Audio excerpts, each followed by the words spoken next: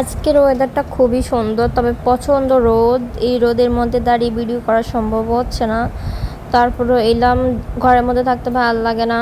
এই যে এগুলো আমি কালকে নতুন বসিয়েছি চারা, টমেটোর চারা। আর আমার নতুন মরিচের চারাগুলোতে মরিচ ধরা শুরু করেছে, আরও ধরবে ইনশাল্লাহ।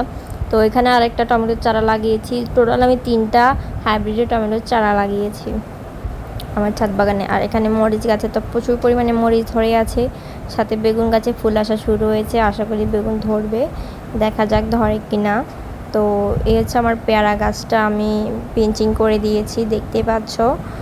আর আমার এই বরবটি গাছটা নতুন ফুল এসেছে, সাথে বরবটি এসেছে, ধরবে। অনেকগুলো বরবটি ধরেছেও। এখানে আমি কালকে আনা 2টা হাইব্রিডের তিত করলার গাছ লাগিয়ে দিয়েছি, আশা করি হয়ে যাবে, দেখা যাক। তো এই হলো আমার ছাদ বাগানের আপডেট আজকের। সবগুলা পুরোটা আপডেট আজকে দেখাতে পারলাম না, কারণ ছাদে প্রচুর রোদ, আমি দাঁড়িয়ে থাকতে পারতেছি না কোনোভাবে, এত রোদ। তোড়ে ধরেছে অনেক প্রচুর।